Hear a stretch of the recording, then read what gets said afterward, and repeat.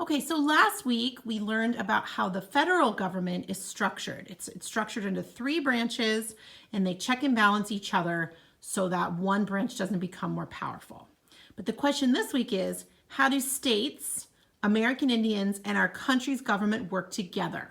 Well, the good news is that state and local governments are set up in very similar branches and ways. Okay, so let's start with the state. Okay, California, it also has a state Supreme Court. Okay, it decides if laws follow the California Constitution. The main difference is, though, some of these people are voted in and some are nominated by the governor. Okay, we don't have a president in California, we have a governor.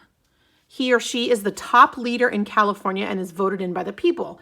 And our current governor is Governor Gavin Newsom. Okay.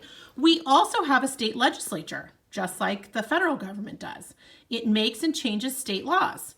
Now, just like the federal legislature, there are two parts of it. We have the same thing in the state. We have the state senators, not to be confused with federal senators. Okay, these are state senators, and then we have state assemblymen. And it can be a man or a woman. Just because it says man doesn't mean it's always a man. All right, and they are voted in. So for the state, we are structured very similarly to the federal government. Now, so is our town.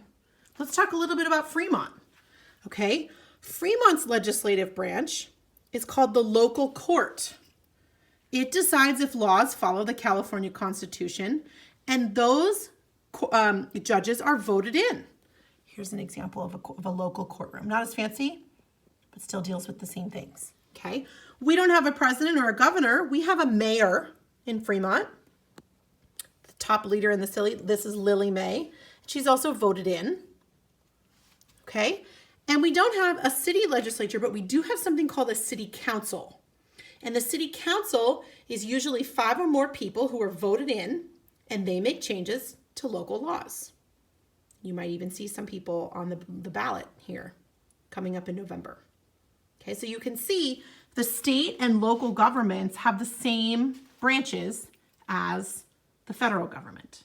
Okay, now we also have in the United States the American Indian tribes. Okay, their governments are a little different than the three branches, but they still have what's called a tribal council. Tribal council has several members. It must follow federal laws, and they choose their own leaders. Okay, so here are some examples of some tribal council meetings. They don't have to follow state laws, they just have to follow federal laws.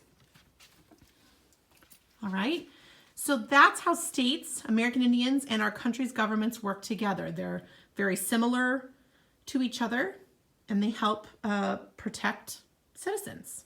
Okay, now it gets a little tricky to try to figure out, well, who's in charge of what? Is it the federal government? What do they do? The nationwide government. What does the state do? What does the local government do? Let me show you.